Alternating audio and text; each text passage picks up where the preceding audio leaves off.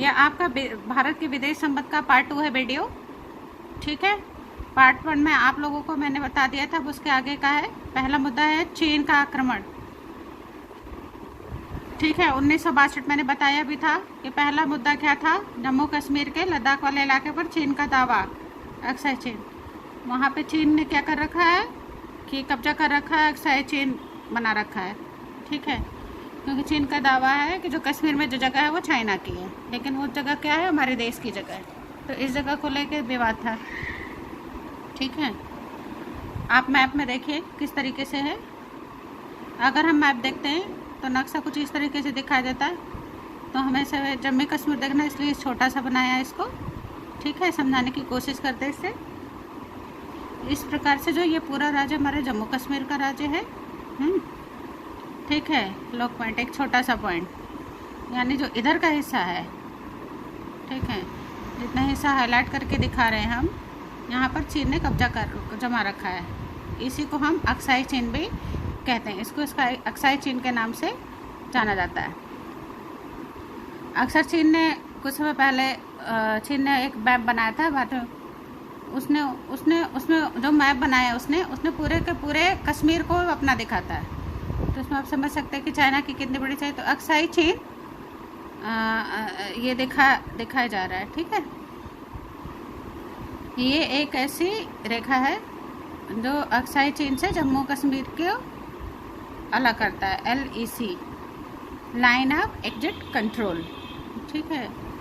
जो लाइन देख रहे हैं, ठीक है, कर्सर के साथ साथ ये जो लाइन है, ठीक है। यहाँ पर जो हमारा बॉर्डर शुरू होता है, ये जो बॉर्डर है इस इधर के हिस्सा चीन की तरफ शुरू होता है, ठीक है। मैकमोहन रेखा कहते हैं इस रेखा को, ठीक है।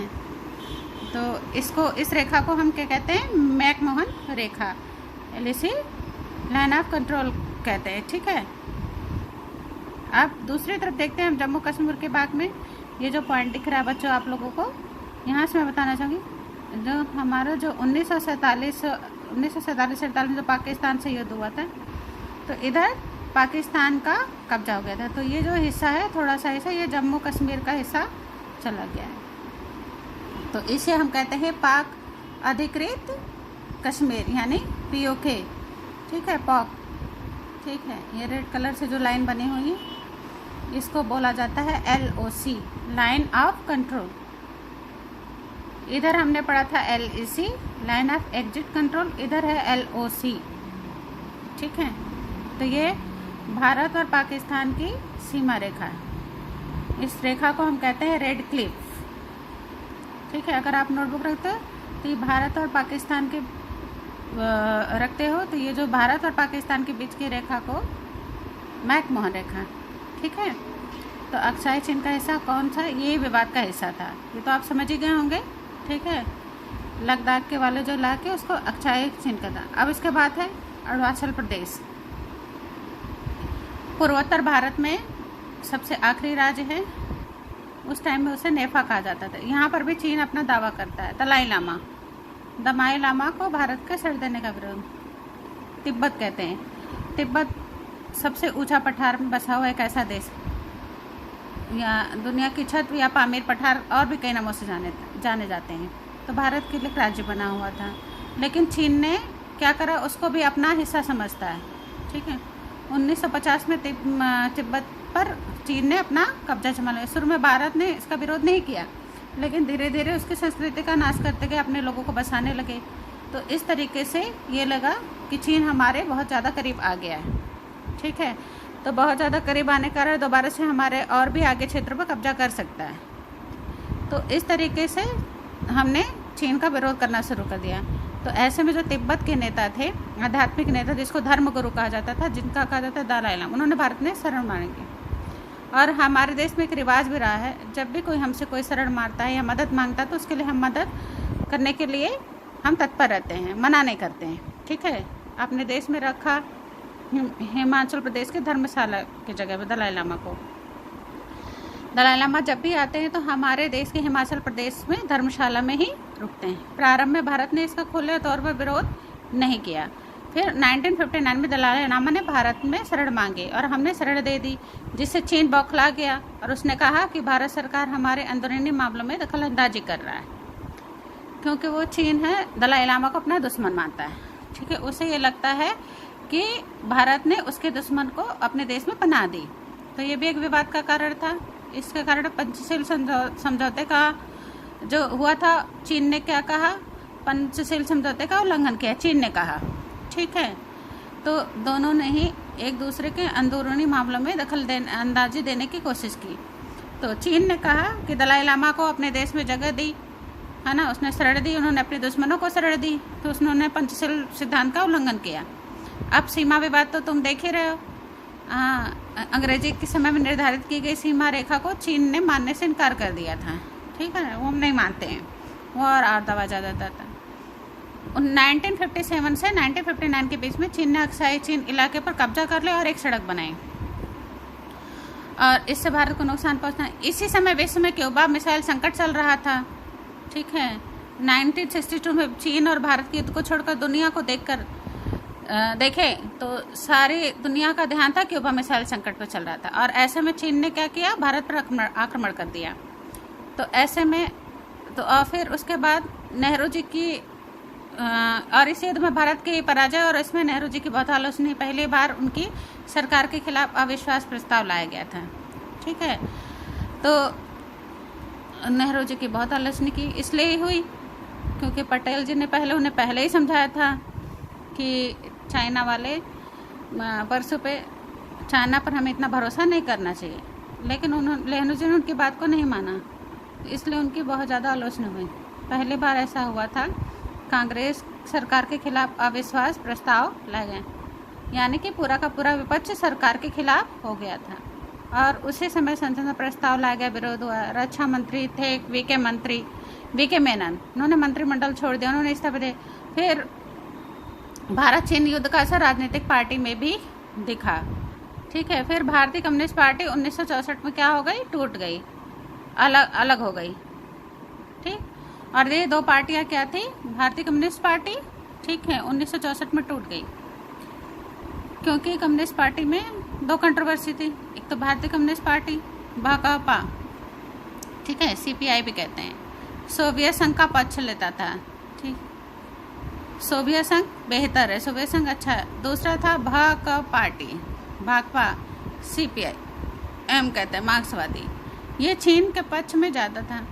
ठीक है, क्या हुआ, चीन ने हम पर हमला किया, हराया, उसके बाद वो कुछ लोग ऐसे तो जो चीन के पक्ष में थे, तो ये जाहिर सी बात है देशद्रोही वाली बात है।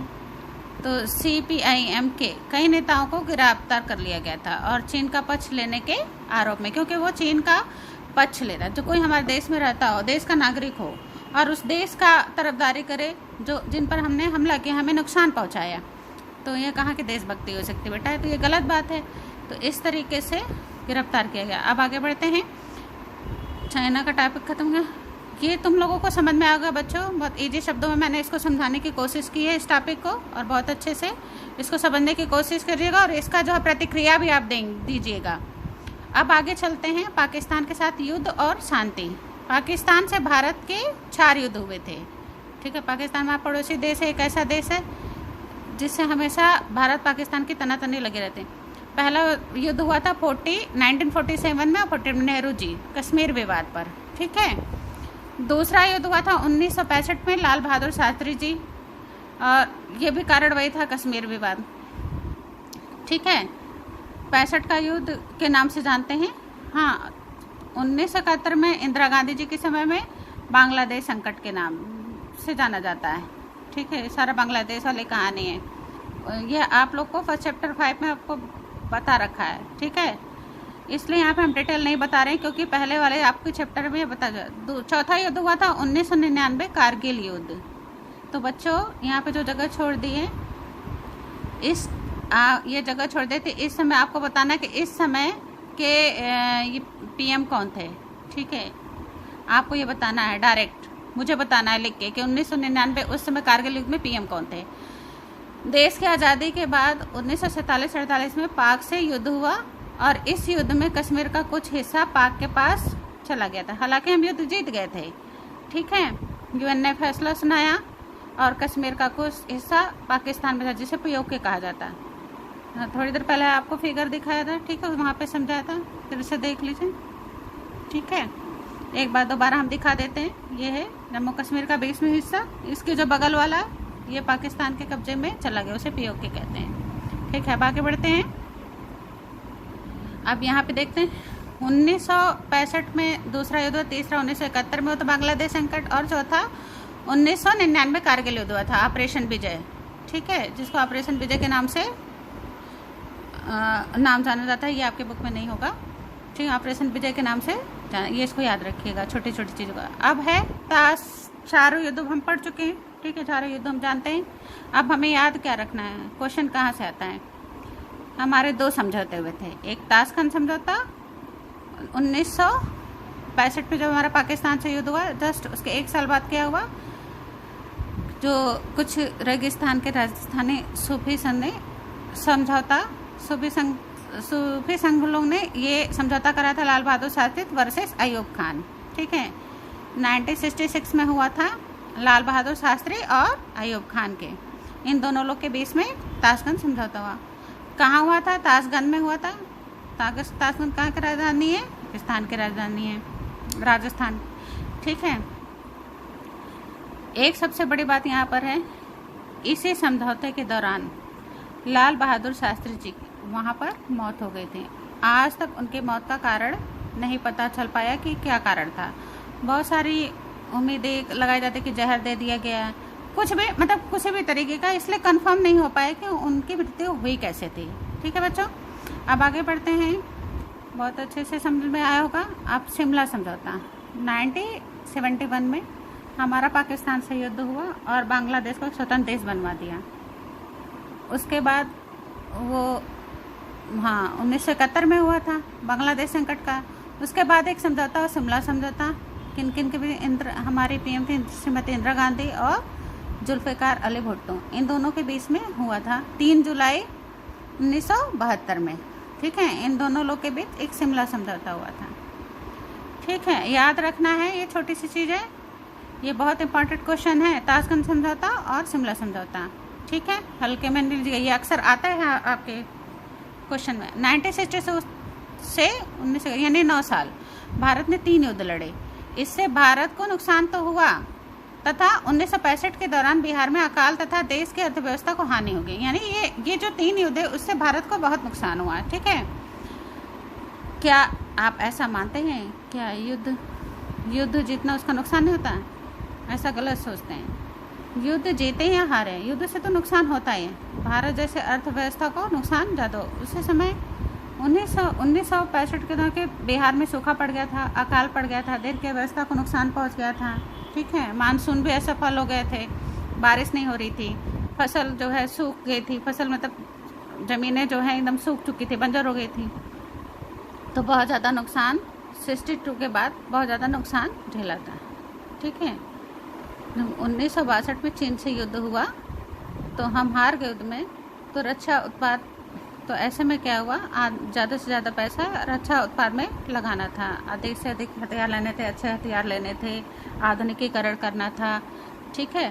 तो न्यूक्लियर जो है ट्रेजेडी अपनानी थी। तो ये सारी चीज़ें जो हैं, पैसे उसमें उसमें सुधार करने के लिए। सबसे इम्पोर्टेंट क्वेश्चन ये है कि कुछ भी पूछा जा सकता है एग्ज़ाम में, ठीक है।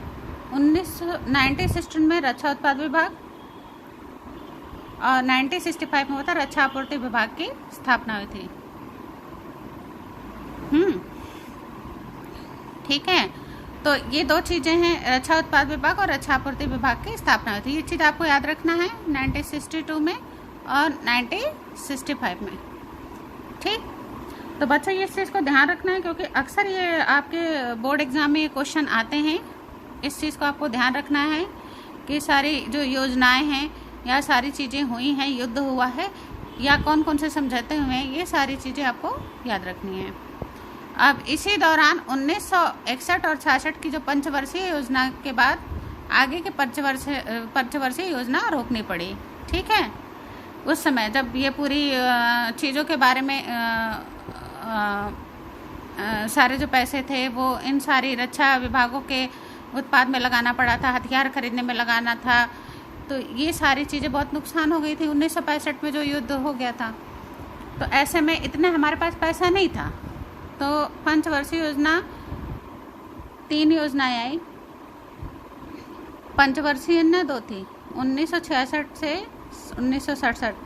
फिर दूसरी योजना थी 1967 से 1968, 1967 से 68 और 68 से 69। यानी एक एक साल की जो ये योजनाएं थी, 3 योजनाएं 3 वर्षीय योजना चली। क्यों चलाई गई? उस दौरान पैसे की बहुत ज़्यादा कमी हो गई थी। ठीक है, ये इसका सेकंड पार्ट ख़त्म हो गया है बच्चों।